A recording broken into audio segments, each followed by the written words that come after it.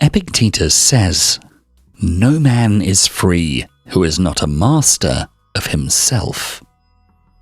Epictetus was a prominent Stoic philosopher whose life and teachings exemplified resilience, self-mastery, and the pursuit of inner freedom.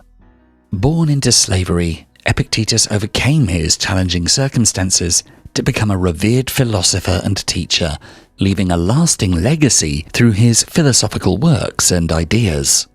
Epictetus's journey from slavery to mastery is a testament to the transformative power of philosophy. He was owned by a wealthy Roman named Epictetus, who recognized Epictetus's intellectual potential and allowed him to study philosophy under the tutelage of Musonius Rufus, another Stoic philosopher. Epictetus's education and exposure to Stoic teachings ignited a passion for philosophy and personal development. Upon gaining his freedom, Epictetus established a school of philosophy in Rome, where he taught his own version of Stoicism. Stoicism is a school of philosophy that emphasizes virtue, self-discipline, rationality, and the pursuit of flourishing and fulfillment through the development of one's character. According to Epictetus, real freedom is not just about being able to do what we want.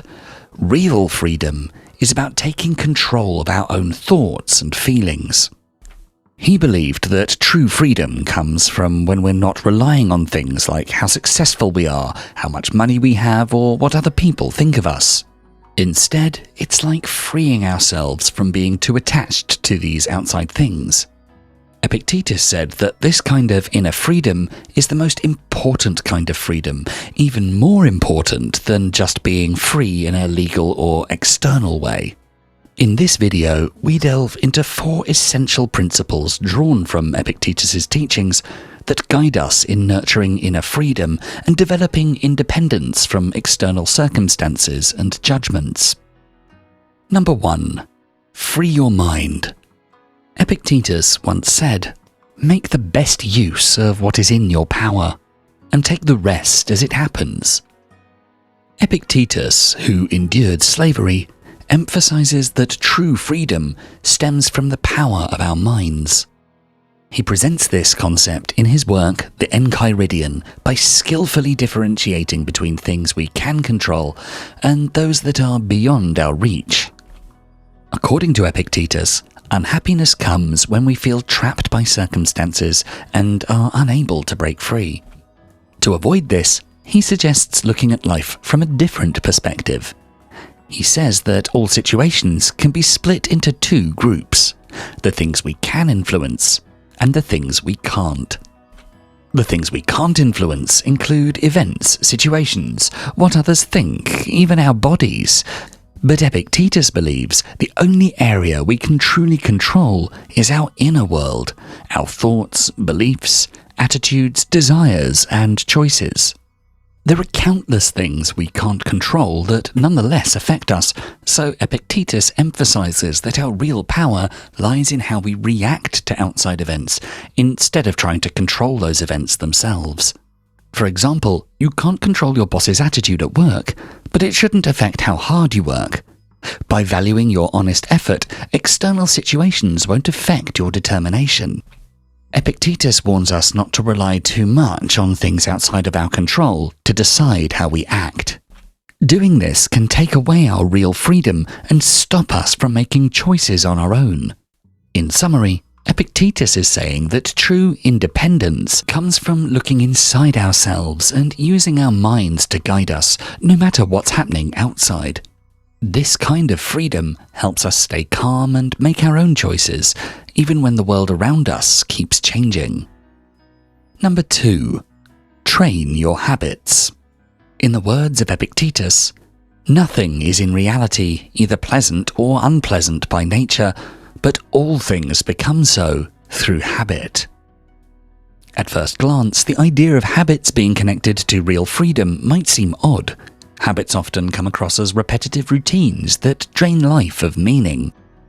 Even the great French novelist Marcel Proust remarked that habits can hide the richness of the world from us. He hinted at how habits can trap us in a dull existence. But when it comes to the Stoics, things take a different turn. Epictetus viewed habits in a completely opposite light. He saw habits as something powerful that shapes how we engage with the world and ourselves. He compared it to learning to walk or run. By doing these actions repeatedly, we get better at them. Similarly, if you want to be good at something, make a habit of it. And if you want to avoid something, replace it with a different habit. This principle extends to our thoughts and emotions too. If you let anger take over, you're not only experiencing that negative emotion, but you're also making it a habit. Conversely, if we practice responding calmly and rationally to challenging situations, we create a habit of emotional self-control. This habit becomes instrumental in attaining inner freedom by enabling us to detach from immediate emotional impulses and make more deliberate choices. Developing good habits isn't just about doing things, it means matching our actions with what we truly believe and value. This makes us feel really good inside and helps us find the real path to freedom. The wise ideas of the Stoics come from an old Greek idea called arete, which is about being really good at what's important. Epictetus believed that true freedom comes when we practice important qualities like wisdom, courage, fairness, and self-control. When you always do things that show these qualities, you feel balanced and calm inside. It's like living exactly how you believe in your heart. Put simply, understanding the right way to live isn't enough through contemplation alone. You must put it into practice. Integrating the cultivation of inner freedom into your everyday life is essential. Freedom and rationality aren't bestowed upon you automatically. They're skills that you hone through dedicated practice. In essence, you must actively refine your innate abilities, as they won't manifest magically without your personal endeavor. Let's use a simple example. Imagine you often struggle to react calmly to things that happen each day. The Stoic advice is to spend some quiet time at the end of the day. During this time, think about the important events that took place that day and how you reacted to them. Try to see if your behavior matches your values. Consider what lessons you can learn from these events and write your thoughts down. If you often find it hard to control your emotions and get upset easily, you could create a habit of taking a pause after something bothers you. Think about the situation before reacting. Keep doing this, and you'll become better at making good choices, managing your desires, and dealing with people. For instance, imagine a colleague makes a rude comment at work. Instead of getting angry right away, take a moment to step back. Ask yourself why the comment bothered you. Is getting upset worth it? Maybe your colleague's comment wasn't about you. They might be having a tough day. Getting angry won't make things better. After some thought, you could approach your colleague calmly. You might say, "I noticed your comment earlier and it made me uncomfortable. Can we talk about it?" By doing this regularly, you'll start to change how you react. You'll get better at handling your feelings and making good decisions. Epictetus believes that real freedom comes from changing yourself. You can control your thoughts and your way of life. Even though you can't control outside events, you can change your inner self and attain true freedom through this transformation. Number 3.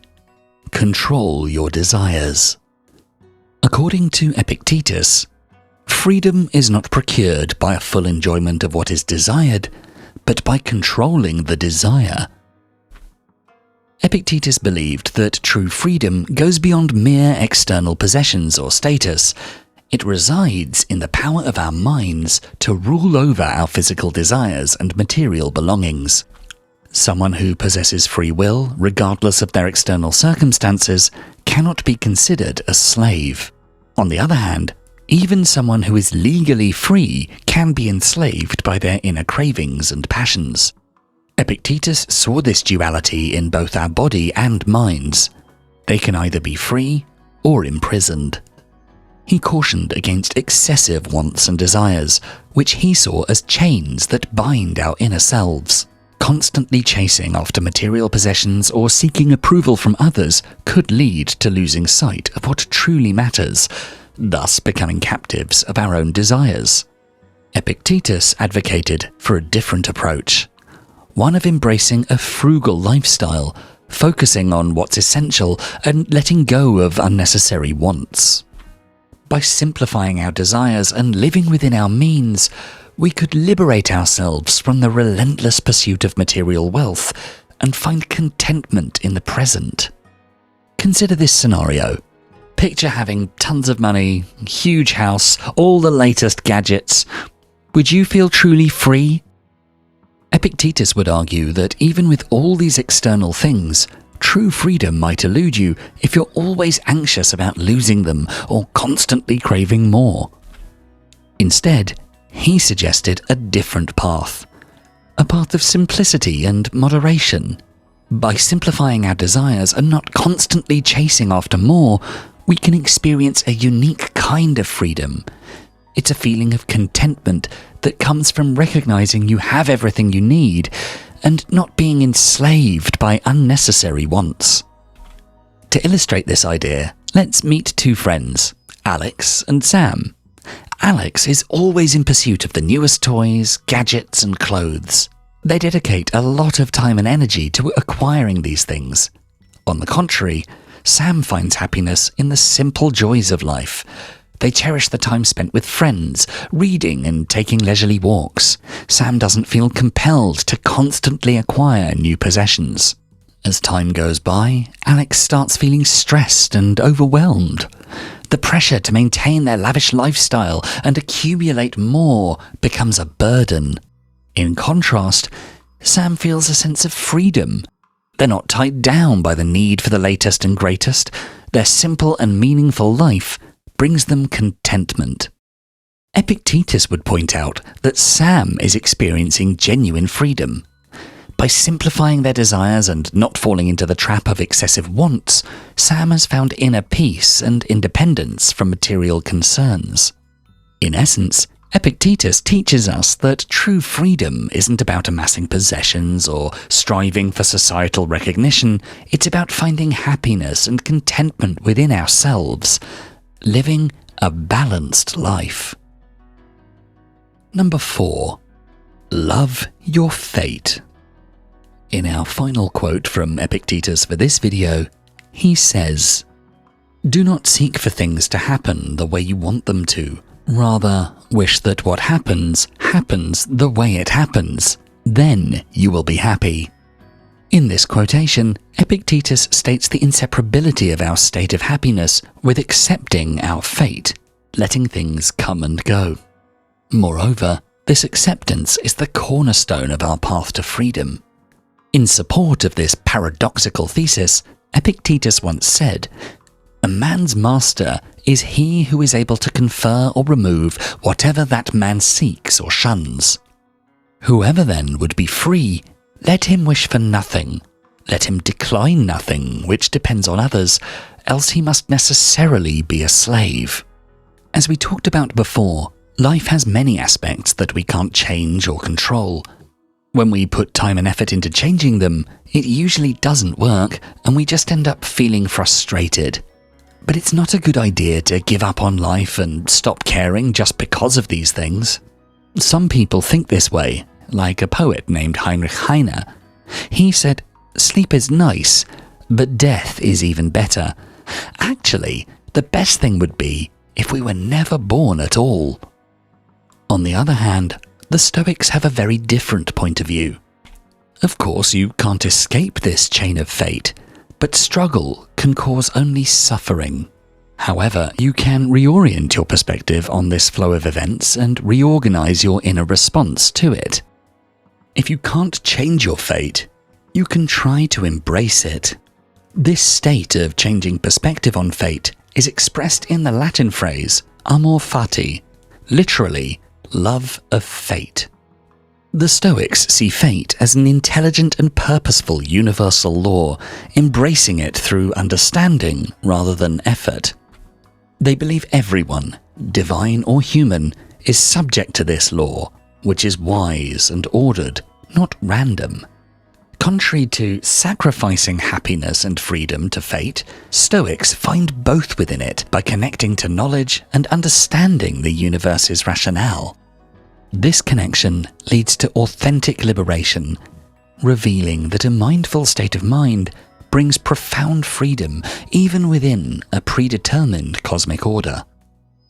In today's world, it might sound weird to think that accepting fate can make you free. Many people don't want to accept things, they hope for better stuff. We often feel anxious and think the world is unfair. This makes us focus so much on our own worries that they become the only thing we see. It's like we become slaves to our own anxiety.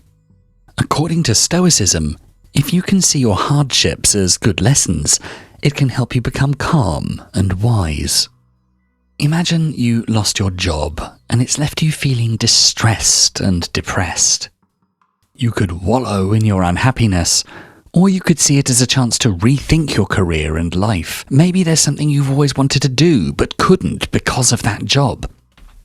Stoics also suggest keeping a diary where you ask yourself, what can I learn from these events? This can help you see fate as your teacher, not your enemy. Now let's imagine you didn't lose that job, but instead were stuck in it despite hating it. You can keep feeling frustrated and let hate control you, or you can learn from it. Maybe you'll find new skills or friends through that job.